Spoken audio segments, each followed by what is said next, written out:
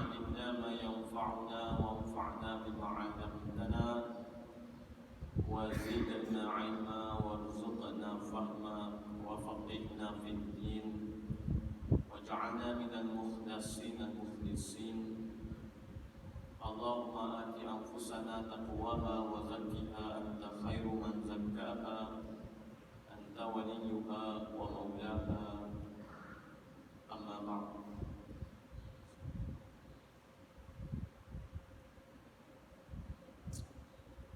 Jadi alhamdulillah tuan-tuan dan puan-puan yang dimuliakan oleh Allah Subhanahu wa taala. Jadi insya-Allah pada pagi yang berbahagia ini maka kita akan menyambung semula pengajian kita berkenaan dengan bab hadis asas muamalat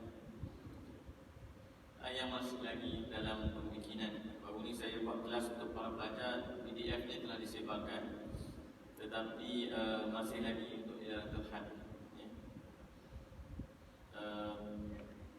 Sedikit lagi insya-Allah. Baik, kita telah pun mempelajari berkenaan dengan lafaz muqaddimah muamalat. Kemudian kita mulakan dengan 40 hadis asas muamalat. Sebelum kita masuk kepada topik-topik yang lebih teknikal, kita mulakan dengan asas-asas umum lah. Asas-asas umum melalui pengenalan hadis-hadis asas fiqh muamalat. Maka kita telah melihat tuan-tuan dan puan-puan yang dimuliakan oleh Allah Subhanahu wa taala. Hadis pertama berkenaan dengan kenyataan Rasulullah sallallahu alaihi wasallam bahawa dua cara mencari rezeki yang paling baik adalah dengan berusaha menggunakan tangan ataupun membuat sesuatu, melakukan sesuatu, menambah nilai dalam ekonomi. Dan yang kedua, baik mabrur, jual beli yang mabrur, bukan haji yang mabrur. Jual beli pun ada juga jual beli yang mabrur, iaitu mabrur maknanya bebas daripada elemen-elemen yang haram. Jadi maknanya memang Islam memuliakan perniagaan sehingga diletakkan sebagai jalan cari rezeki yang paling baik, dan juga keusahawanan, sama ada menanam ke, memasak ke, bertukang ke, menulis ke, apa sahaja usaha dengan tangan ataupun dengan kemahiran yang ada, maka itu adalah kasab ataupun usaha mencari rezeki yang dimuliakan di dalam Islam. Bahkan dalam hadis yang lain Rasulullah sallallahu alaihi wasallam mengaitkan amalan berusaha mencari rezeki dengan kemahiran ini dan tangan ini kepada para anbiya. Dan Rasulullah sallallahu alaihi wasallam telah melihat melakukan dua pekerjaan, iaitu mengembala kambing dan juga berniaga, dan terangkan hikmah di sebalik itu. Kemudian kita telah melihat hadis yang kedua, bahawa asas bagi muamalat itu adalah taradin. Asas bagi muamalat itu taradin, iaitu saling redha meredai, saling reda merelai. Saya kadang-kadang terjemah taradin ni rela, kadang-kadang terjemah redha. Tahu terjemah lagi. Redha juga lah sebab taradin, iaitu bila kita mengambil harta orang lain dan orang lain memberi hartanya kepada kita, ataupun kita menerima harta daripada orang lain, maka perkara paling asas kita kena pastikan bahawa semuanya dijalankan dengan keredaan pihak yang berkontrak dan juga keredaan syariat.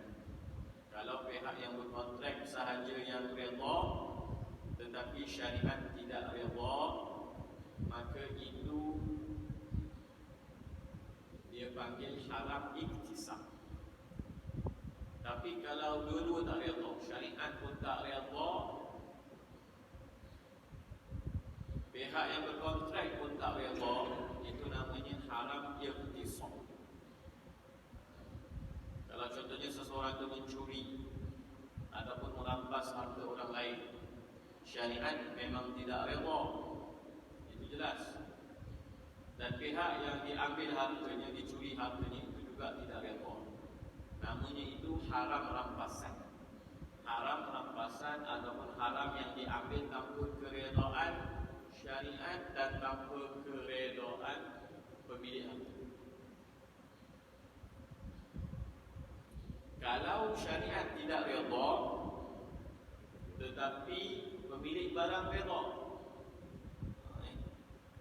contohnya seseorang penyanyi itu menyanyi lagu maksiat dan dibayar kepadanya bayaran atas nyanyiannya tersebut. Jadi dia menyanyi itu maksiat, bukan semua nyanyian maksiat. Maksud saya lah, kalau dia menyanyi dalam keadaan maksiat dan sebagainya, maka dia dibayar. Maka dia dibayar, dia mengambil harta orang lain itu dengan kerelaan orang lain. Dia mengambil harta orang lain dengan kerelaan orang lain, tapi oleh kerana perkara itu maksiat, maka tanpa kerelaan syariat, maka ini dipanggil sebagai haram iktisab. Haram iktisab. Maknanya haram dari segi syariat, tetapi harta tersebut diambil dengan jalan rela. Pihak yang membayar maksiat itu rela, tetapi rela di situ tidak dikira, tetap dianggap perbuatan tersebut haram. Tetapi dia lebih rendah di bawah haram iktisab. Haram iktisab memang sepakat ulama wajib dikembalikan harta tersebut, tak boleh menunda. Tapi haram iktisab, maka di situ ada perbezaan pandangan para ulama, khususnya apabila penyanyi itu bertaubat.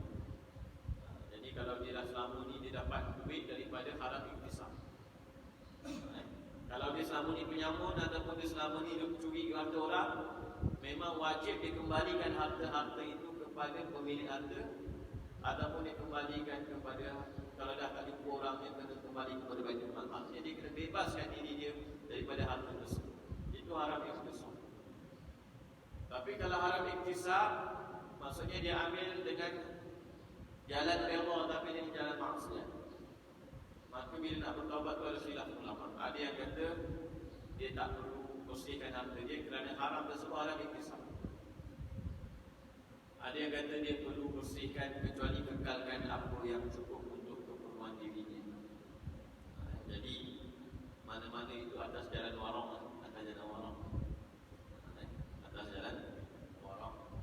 Maknanya kalau memang nak bersihkan semua itu memang atas jalan warang lah.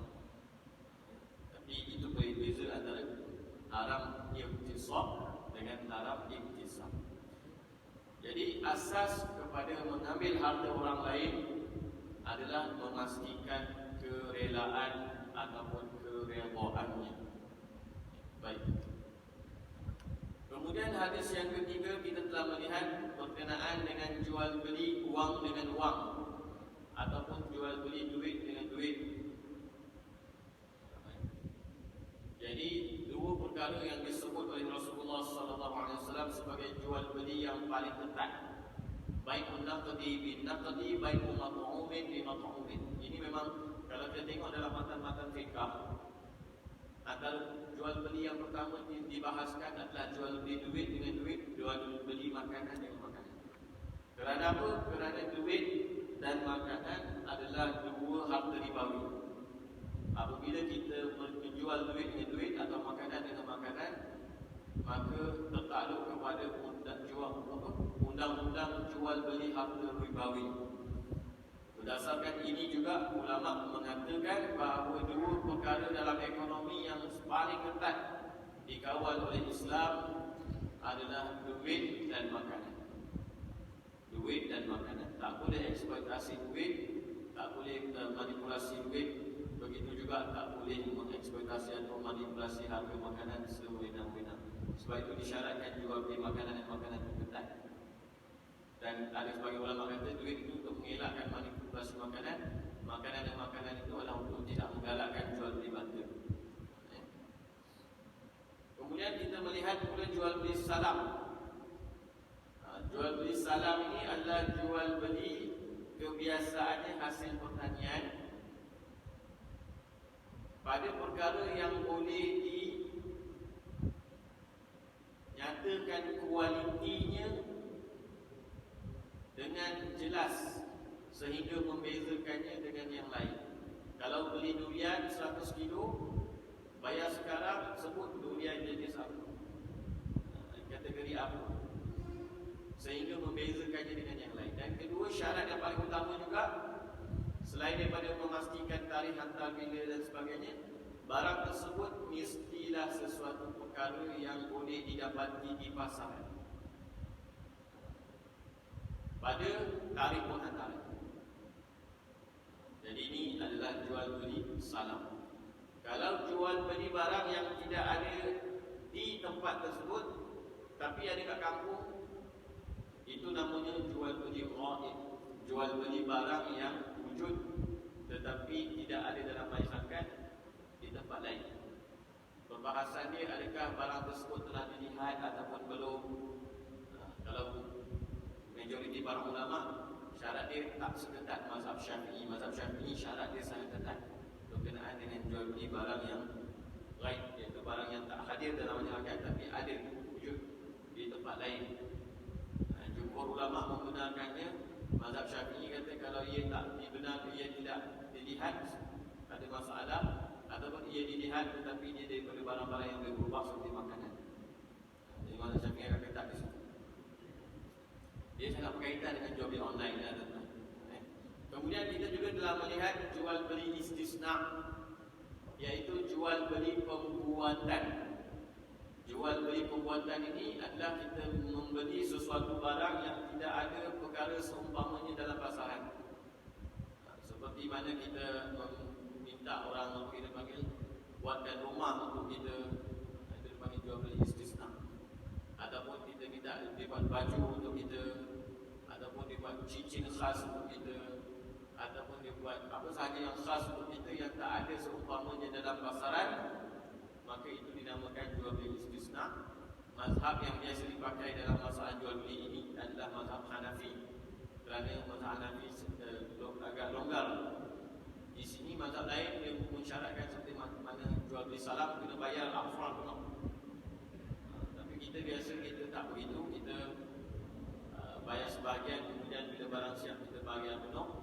Maka ini mirip kepada jual ini adalah amalan dalam mazhab Hanafi. Baik. Pada pagi yang berbahagia ini kita sambung kepada jual beli hutang. Jual beli hutang. Hadis ini sedikit rumit nak faham, tapi saya cuba terangkan dengan sedikit perlahan.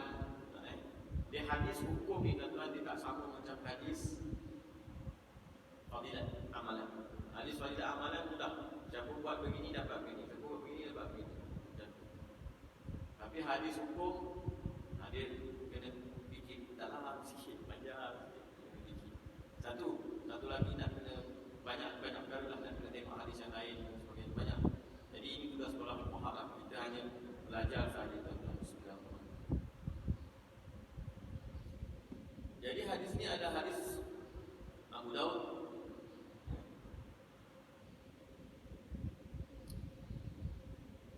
Dengan lafaz yang ada di sini hadis Abu Daud. Maka Ali bin Umar radhiyallahu anhuma qala, daripada Abdullah bin Umar radhiyallahu anhuma, beliau berkata, memang kalau kita tengok Abdullah bin Umar ni antara para sahabat Rasulullah sallallahu alaihi wasallam, banyak berfatwa. Ayah beliau dan beliau. Kata beliau, kuntu abiul ibila bil baqi' fa abi'u bid dananim wa akhudhu ad-darahim. Kata Abdullah bin Umar radhiyallahu anhu, aku dulu menjual unta di Baqi'. Unta di Baqi', tahulah Baqi' itu sebelah kiri Masjid Nabawi, kuburan yang sangat mulia, yang disebut kuburan yang pertama akan dibangkitkan di kalangan kubur ahli-ahli kubur. Fa abi'u bid dananir wa akhudhu ad-darahim. Aku jual dengan harga dinar, aku jual dengan uang emas. tapi aku mengambil bayaran dengan wang perak. Aku jual contohnya 5 dinar. Aku jual 5 dinar. Aku ambil bayaran 50 dirham. 1 dinar sama dengan 10 dirham. Contohnya. Satu dia unta harga 5 dinar, aku jual waktu akad 5 dinar. Ataupun waktu akad duit emas. Tapi bila nak bayar, orang yang nak bayar tu tak ada duit emas. Dia kata aku tak ada duit emas. Saya kata duit emas dulu dia balik kerajaan Byzantine. Tapi aku ada duit perak, aku ada duit perak.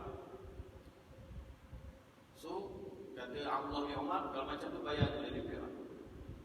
Jadi dekat sini sebenarnya dah ada dua jual beli. Satu, jual beli unta.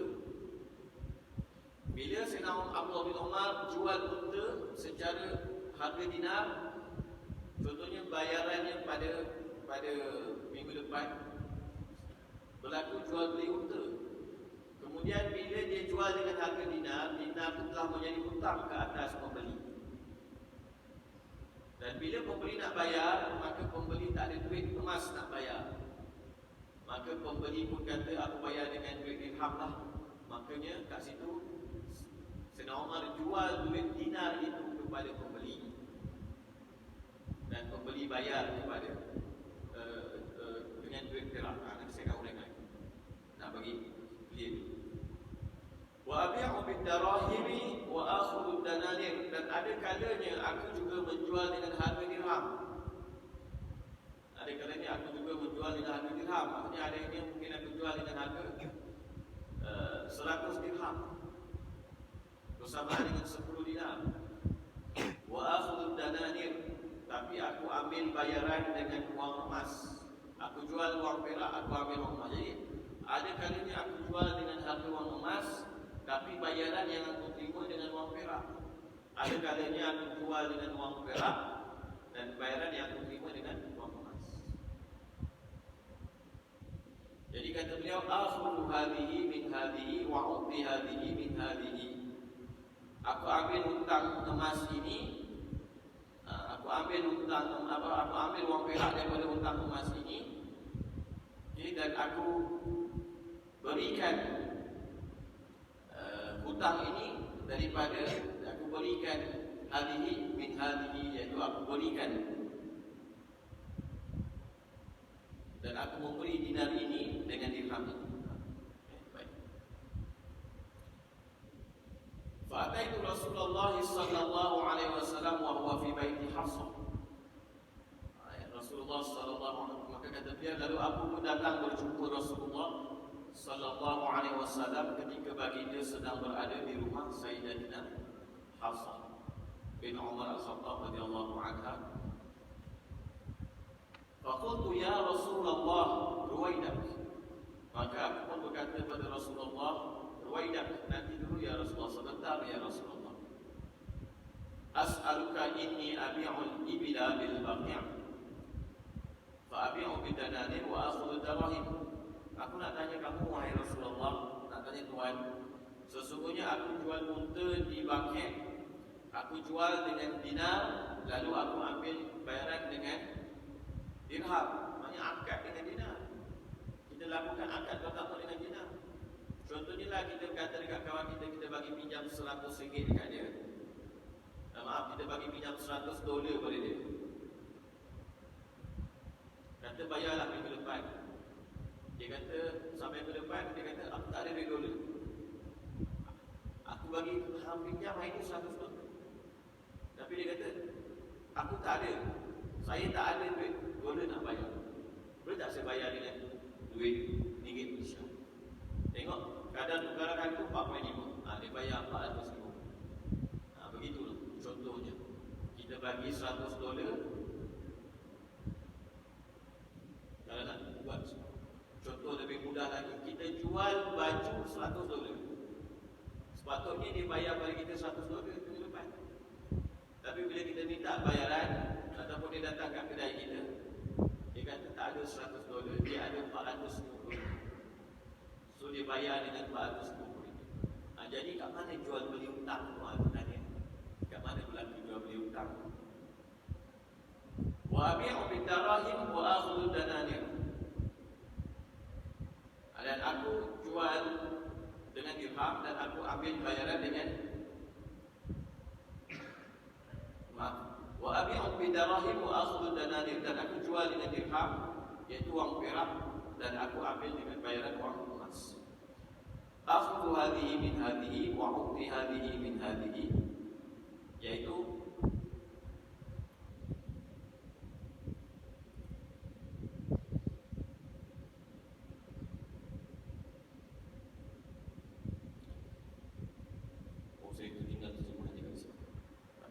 maksudnya aku mengambil dirham ini dari hutang dinar ini dan aku membeli dinar ini dengan dirham ini.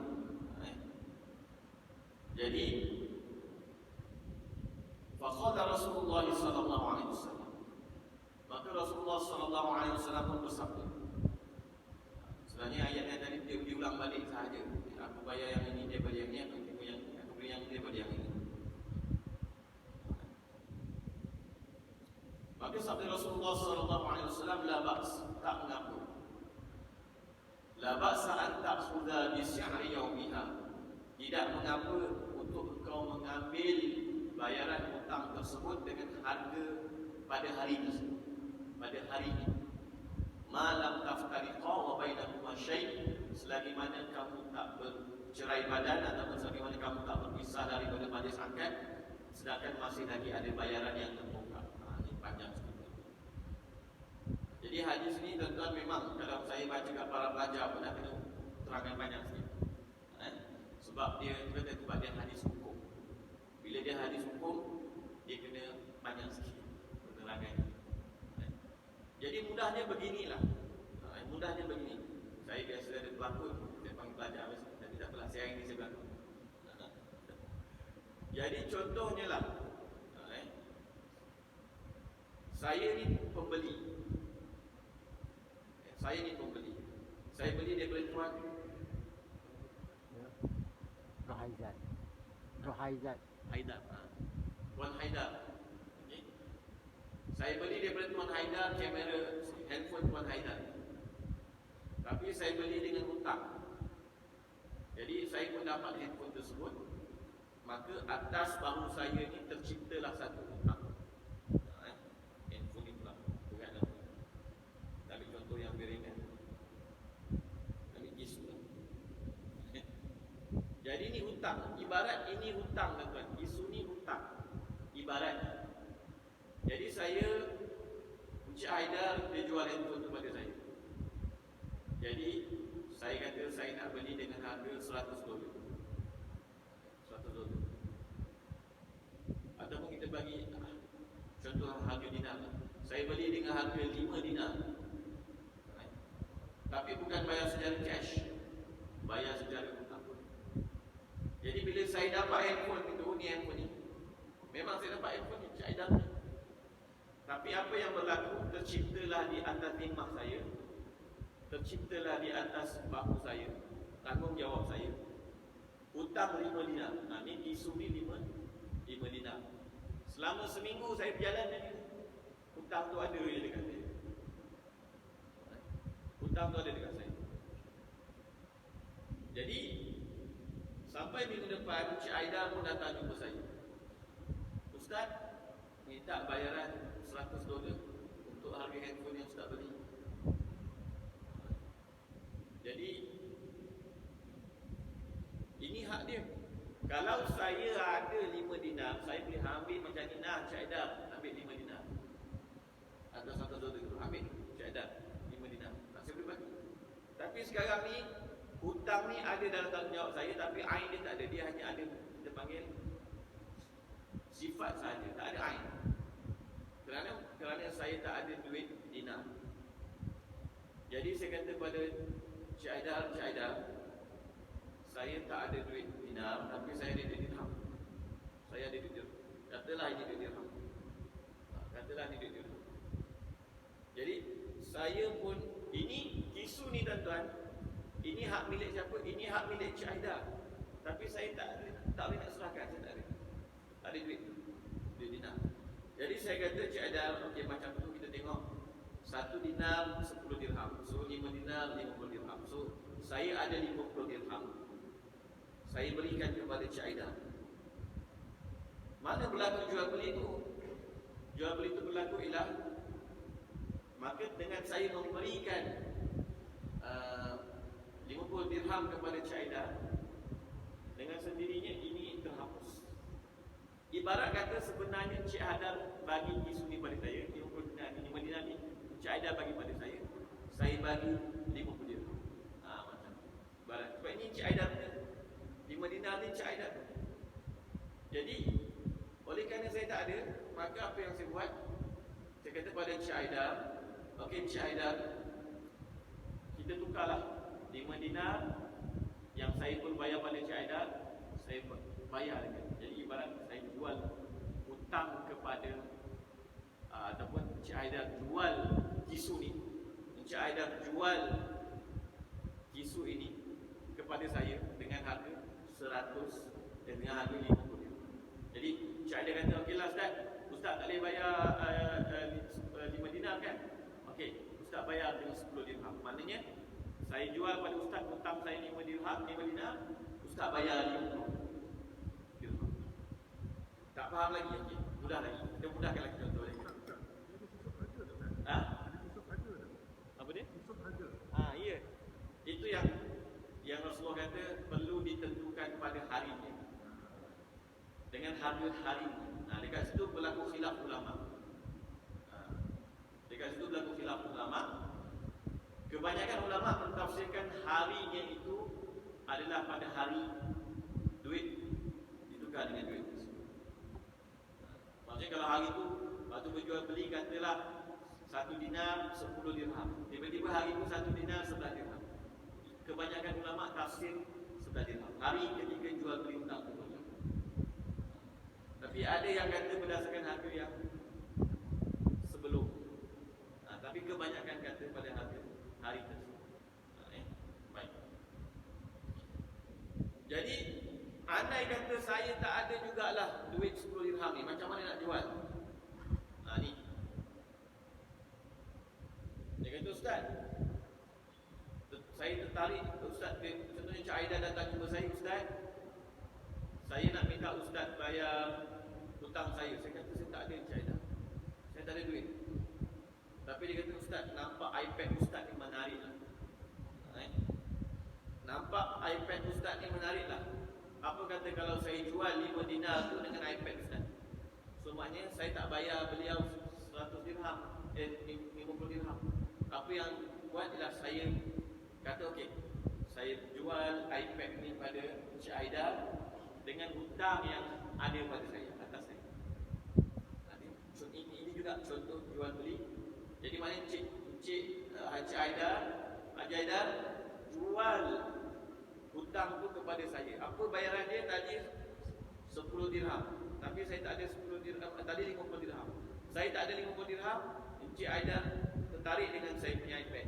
So dia kata saya jual hutang saya itu kepada Ustaz dengan iPad Ustaz.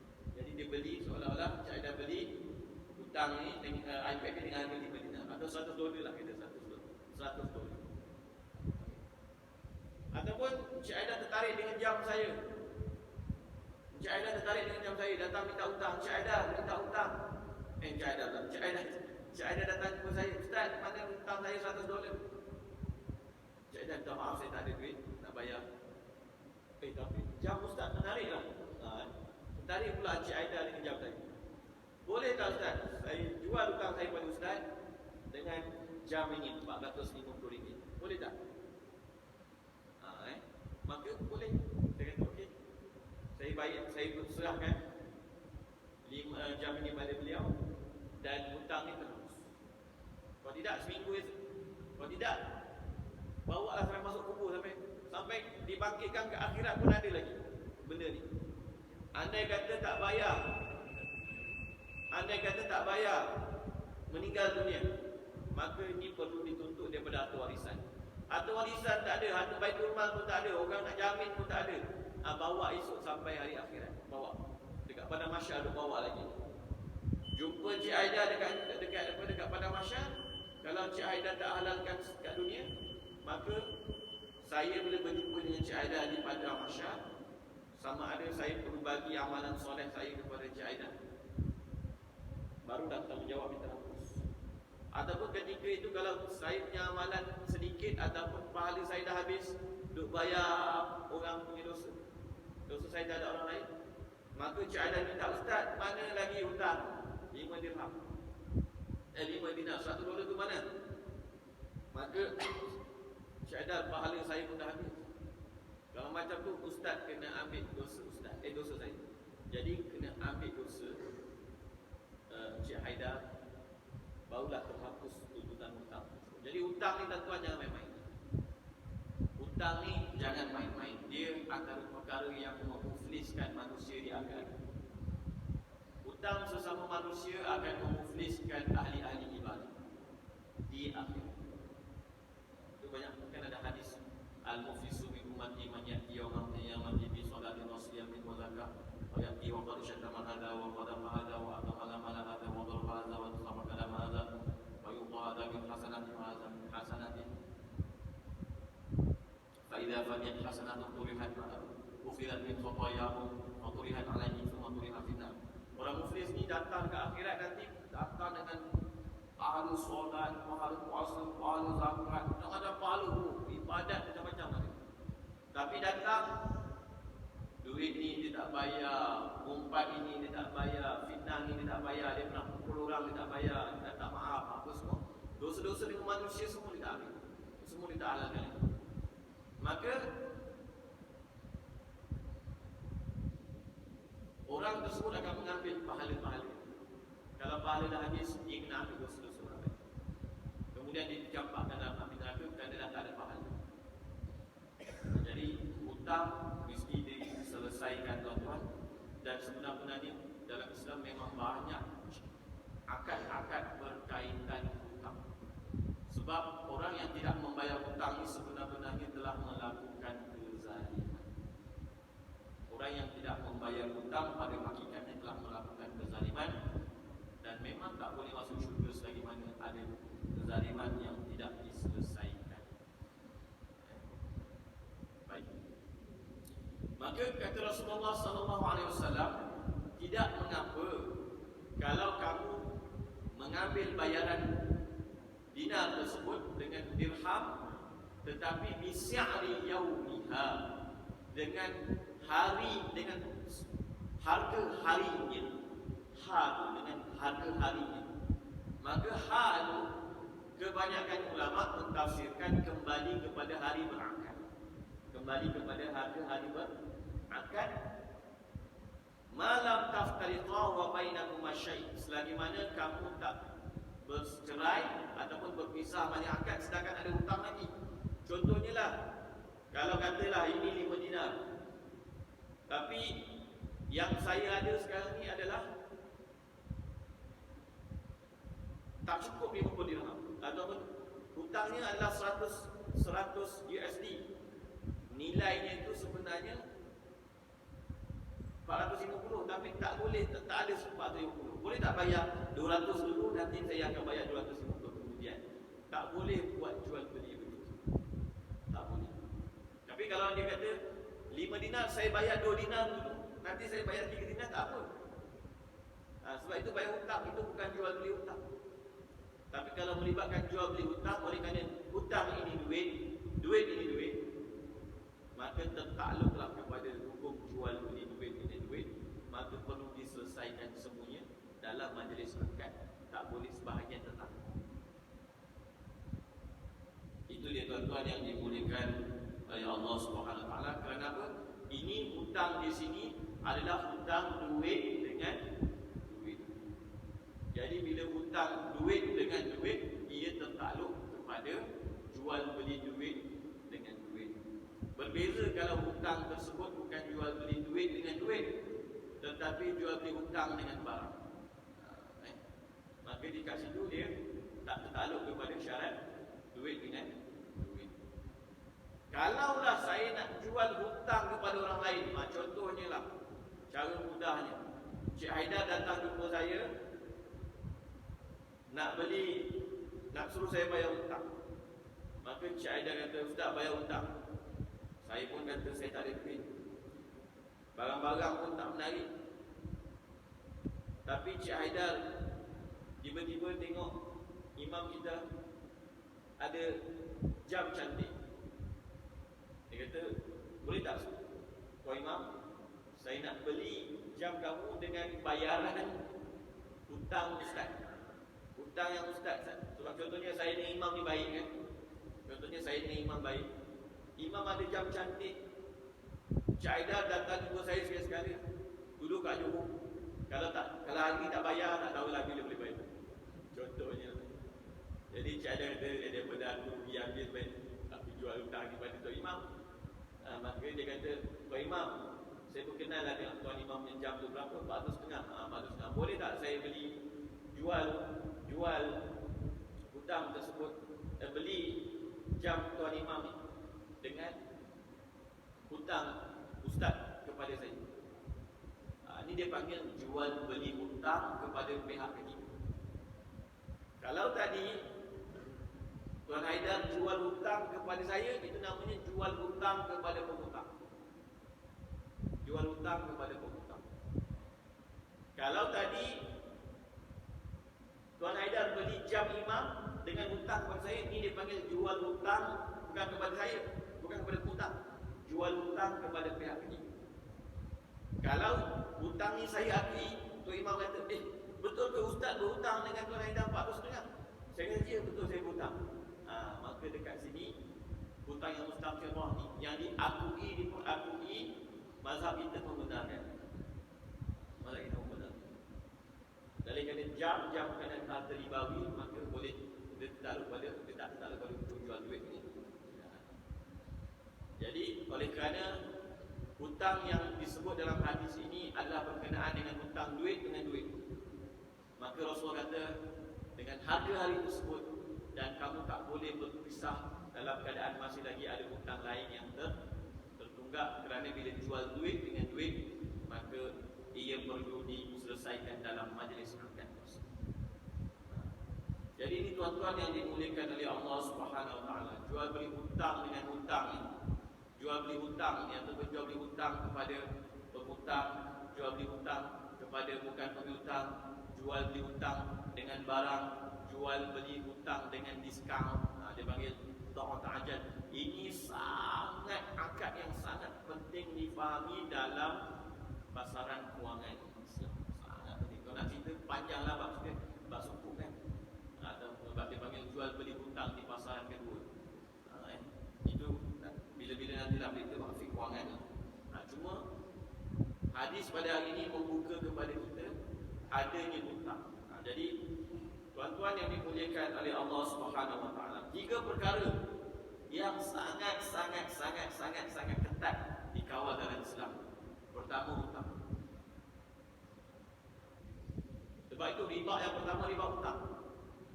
Yang kedua barulah duit dan juga makanan. Ini riba jual beli. Jadi kalau tengok tuan-tuan, tengok macam mana Rasulullah ajar kepada kita supaya bagaimana kamu nak berjual beli hutang. Kalau duit dengan duit tetap takluk kepada syarat yang tetap.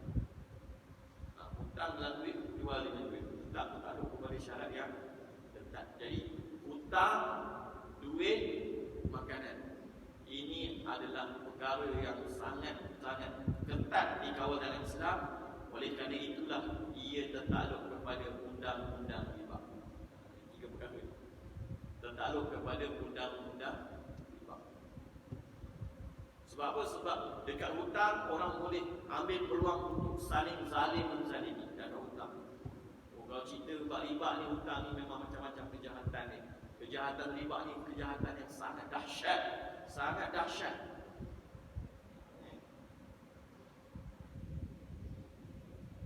Ada orang tak perlu berusaha, tak perlu tanggung risiko, tak perlu apa. Hanya dengan berlalu masa dia boleh membuat hutang, dia boleh membuat kekayaan. Dia ada duit yang banyak, dia letak dalam bank konvensional. Dia tidur, berlalu 1 malam, 2 malam, 3 malam, 4 malam, kekayaannya bertambah. Tetapi oleh kerana kekayaannya bertambah itu bukan daripada aktiviti ekonomi sebenar, Tetapi kekayaannya bertambah kerana masa semata-mata. Bila kekayaan dia bertambah, sebenarnya ada liability yang lahir, iaitu hutang ke atas orang lain. Kenapa aset dia bertambah? Kenapa duit dia bertambah? Kerana jadi hutang ke atas bank. Dan bank konvensional akan letak hutang itu kepada pelanggan. Memang betul. Satu kejahatan yang sangat dahsyat adalah sistem perbankan riba yang mengayakan orang kaya dengan semata-mata masa yang berlalu, bukan usaha. Kalau kita tengok riba, hanya dengan masa orang boleh jadi kaya. Tak perlu ada usaha, tak perlu ada apa.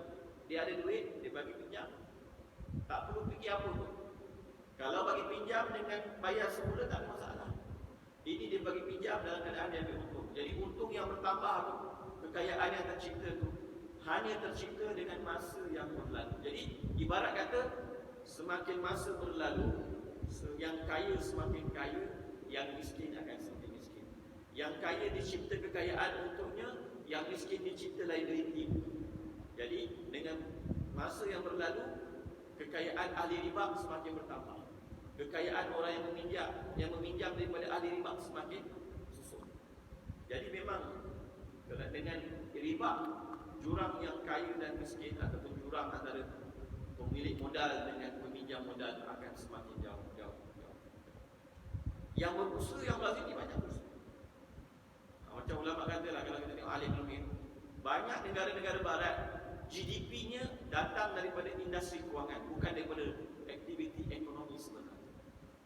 Kalau berdasarkan aktiviti ekonomi sebenar, sepatutnya negara-negara membangun lebih besar. Sebahagiannya. Tapi kadang-kadang kita tengok GDP banyak datang daripada industri riba. Bukan kerana usaha yang lebih, tetapi kerana masa sebenarnya. Kezaliman terus tu panjang bagi tuan. Sebab tu riba ni memang Allah istiaf perang. Kerana orang yang menjalankan riba sanggup berperang untuk mempertahankan sistem riba. Itu dia tuan. Nak ubah dunia ni tuan-tuan, ada tanya kan macam mana nak ubah sistem kewangan ni dan sebagainya. Saya kata nak ubah dunia ni ada dua syarat. Satu, ada kekuatan ekonomi yang besar. Dua, ada kekuatan, ni cerita syariat lah, ni bahasa syariat, ni bukan bahasa hakikat. Bahasa hakikat Allah nak ubah, Allah ubah, tak ada masalah. Dengan bantuan Allah seperti itu. Tapi ni pandangan syariat. Nak ubah dunia ni kena ada kekuatan ekonomi yang besar dan kekuatan tentera yang besar. Jadi ada kata, boleh tak Ustaz kita nak ubah sistem kewangan ni supaya betul-betul berasaskan kepada sistem ekonomi Islam yang tidak mengenakan riba dalam sistem kewangan dan sebagainya? Boleh, tapi ada dua syarat. Pertama, ada kekayaan yang besar. Sebab kalau kita tak ada kekayaan yang besar, kita negara ekonomi kecil, kita tak mempengaruhi apa-apa. Sebab tu saya kata, yang boleh mempengaruhi pergerakan pelabur dan sebagainya, orang yang ada kuasa ekonomi. Yang tak ada kuasa ekonomi, dia orang kata ikut ombak je lah, apa serve the wave lah kita panggil kan. Maksudnya ikut je lah aliran ekonomi tu juga ada kan. Yang kedua, kena ada kekuatan ketenteraan. Sebab apa? Sebab bila kamu nak mengubah satu sistem yang memberi keuntungan kepada negara-negara besar dunia, agak-agak negara besar dunia dia nak tengok je ke? Dia takkan tengok. Dia sanggup berperang untuk mempertahankan sistem. Kalau tak ada kekuatan tentera pun sebenarnya tak boleh ubah. Sebab tu kata guru saya, Profesor Dr. Syamsi, dia kata kenapa duit Amerika ataupun kenapa mereka ni masih, walaupun duit mereka ni kontroversi, cetak dengan sebanyak dan sebagainya, tapi kenapa masih boleh dipertahankan sebagai mata wang dunia? Salah satunya kerana mereka ada kekuatan ketenteraan. Ada kekuatan. Jadi macam mana nak ubah? Itulah tuan-tuan, kita Malaysia ni sebenarnya tak ada kedua-dua kekuatan tersebut. Sebenarnya kalau nak tanya umat Islam yang ada kedua-dua kekuatan tersebut, umat Islam ni yang ada kedua-dua kekuatan tersebut. Kita ni kekuatan doa lah. Tak buat dan ubah. Jadi sebab itulah jangan salahkan kalau ada kita punya sistem ekonomi ni masih lagi kita panggil meraihkan tuntutan-tuntutan ekonomi barat dan sebagainya, masih lagi ada pasaran-pasaran tapi diolah menjadi akar-akar syariah dan sebagainya. Kerana kita hakikatnya tak mampu nak membuat sistem baru, tak mampu. Tapi kita boleh duduk dalam sistem yang sama dan menjalankan akad-akad berdasarkan syariah. Itu yang mampu kita buat. Nak betul-betul hapuskan bahawa tidak ada jual beli amalan riba di dalam sistem kewangan moden. Ini cerita panjang tuan yang dibolehkan oleh Allah SWT. Saya kata begini apa sebab kadang-kadang saya dengar adalah saya respect tuan-tuan guru pondok, memang kita respect dari segi ilmu ni tak ada masalah. Tapi dia kata yang bank-bank Islam buat ni bukan mudah rebah dia. Saya fahamlah kenapa kritikan itu berlaku, ada sebab dia. Bukanlah kita kata yang ada sekarang ni perfect sangat, bukan. Tetapi kita kena faham juga realiti. Kena faham juga realiti. Nak melakukan perubahan ni ada asas-asas dia. Kalau kita hanya kata bank Islam ni bukan benar-benar Islamik, masih lagi menggunakan sistem money creation, credit creation, fractional reserve banking, apa semua, kita bantai bank Islam. Okey, esok kita tutup bank Islam. Okay? Esok kita tutup bank Islam. Semua bank Islam tutup. Macam Hizbut Tahrir itu dekat negara Arab yang masyhur menentang perbankan Islam ni, sampai guru saya pun berdebat dengan mereka, golongan Hizbut Tahrir. Golongan Hizbut Tahrir pun anti juga dengan perbankan Islam. Sampai guru saya berdebat dekat University of Jordan dengan golongan Hizbut Tahrir.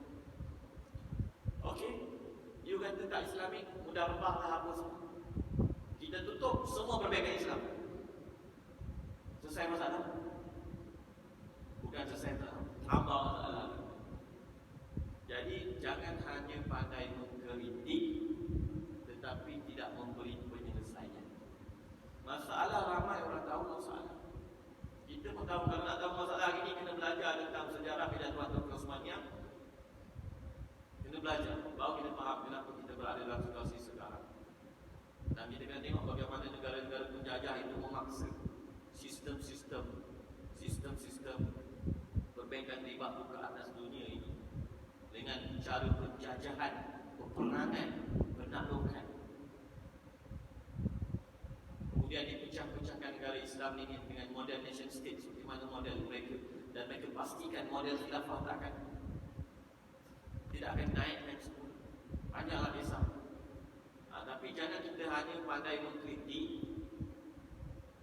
Tiba-tiba kalau kita kata okey, tuan guru, kita pakai kata tuan guru, bank Islam ni tak Islami, tutup semua. Selesai masalah? Jadi itulah bezanya antara orang yang hanya mengkondem tetapi tidak menyelesaikan masalah.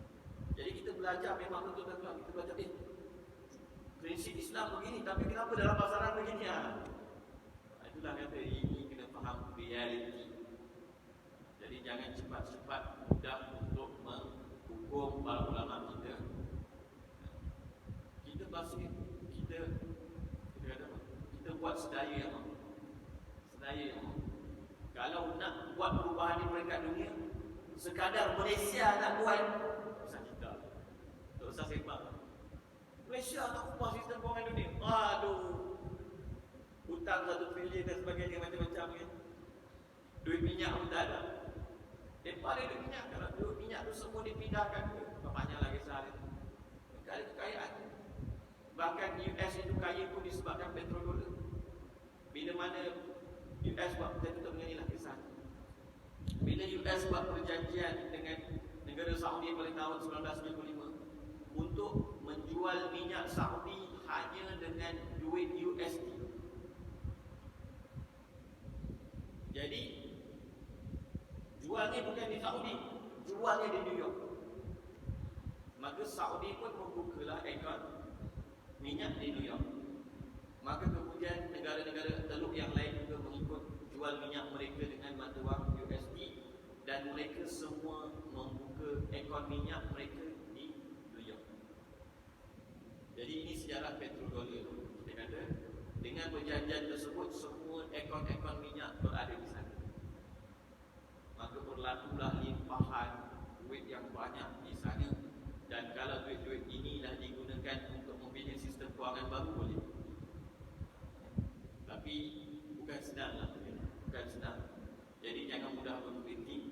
Tuan-tuan yang dimuliakan oleh Allah SWT, kita negara kecil, kecil kewangan, kecil ekonomi, kecil ketenteraan. Jadi apa yang kita buat adalah sekadar yang mampu.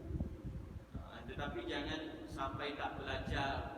Di masalah ni kadang-kadang bila orang yang terdidik dengan sistem konvensional ni, dia rasa itulah yang betul. Riba itulah yang betul. Kalau tak ada riba ni macam mana orang nak ekonomi nak berfungsi? Seolah-olah dia faham kalau tak ada riba ekonomi tak boleh berfungsi. Ini bahaya juga orang macam. Bahaya juga orang macam. Tapi dia kena faham prinsip Islam, faham realiti, maka buat sekadar yang boleh. Begitulah tuan-tuan yang dimuliakan oleh Allah Subhanahu Wa Taala. Moga-moga kita diberi kefahaman dalam kewangan Islam, dalam muamalah Islam, dan kita dapat lihat semua tindak tanduk kita dalam aktiviti kewangan dan ekonomi kita berdasarkan syariah. InsyaAllah perintah Allah dan Rasul kita lakukan dengan tasbih kafarah dan surah Mu'az. Subhanallah wa bihamdi, subhanakallah wa bihamdika, asyhadu an la ilaha illa anta, astaghfiruka wa atubu ilaik.